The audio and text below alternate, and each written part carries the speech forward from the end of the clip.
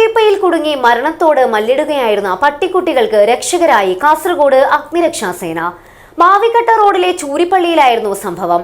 റോഡരികിൽ നിന്നും പട്ടിക്കുട്ടികളുടെ കരച്ചിൽ കേട്ടതിനെ തുടർന്ന് നോക്കിയപ്പോഴാണ് ഈ ദാരുണ ദൃശ്യം ശ്രദ്ധയിൽപ്പെട്ടത്.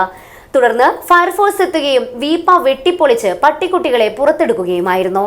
അത്യാധുനികവും ലോക നിലവാരവുമുള്ള ഫർണിച്ചറുകൾ വമ്പിച്ച വിലക്കുറവിൽ നിങ്ങളുടെ വീട്ടിലേക്ക് എത്തിച്ചു നൽകുന്നു. ബെഡ്റൂമോ, ലിവിംഗ് റൂമോ, ഓഫീസോ, സ്റ്റുഡിയോയോ ഏതൊന്നിനെയും ഭംഗിയാക്കാൻ ആർട്ടിക് ഫർണിച്ചർ ഇന്ന് തന്നെ സന്ദർശിക്കൂ. Arctic furniture, Kasaragod, Uppala, Mangalore, Kanhangad, Vadakara. മാവിനകട്ട റോഡിലെ ചൂരിപ്പള്ളയിൽ റോഡരികിൽ ഉപേക്ഷിച്ചിരുന്ന ടാർവീപ്പയിൽ കുടുങ്ങി ജീവന് വേണ്ടി പിടഞ്ഞ പട്ടിക്കുട്ടികളുടെ ജീവന് രക്ഷകരായി കാസർഗോഡ് അഗ്നിരക്ഷാസേന.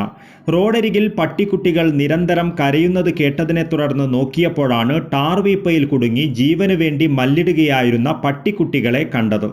പ്രദേശവാസിയായ രാജേഷ് ലോബയാണ് ആദ്യം സ്ഥലത്തെത്തിയത്. കടുത്ത വെയിലിൽ ഉരുകിയ ടാറിനുള്ളിൽ നിന്നും പുറത്തേക്ക് വരുവാൻ പറ്റാത്ത അവസ്ഥയിലായിരുന്നു പട്ടിക്കുട്ടികളെ അദ്ദേഹം കണ്ടത്.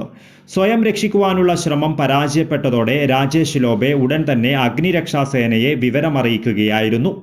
Senior fire and rescue officer B സുഗുവിന്റെ നേതൃത്വത്തിൽ അഗ്നിരക്ഷാസേനാ സംഘം സ്ഥലത്തെത്തി.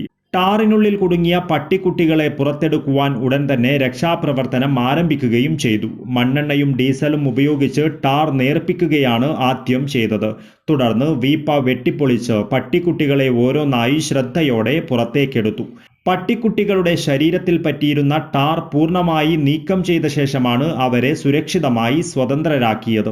ജീവൻ രക്ഷാ ദൗത്യത്തിൽ രാജേഷ് പാവൂർ, ഷൈജു, ഹോംഗാർഡ് രാജു എന്നിവരും റെസ്ക്യൂ സംഘത്തിലുണ്ടായിരുന്നു.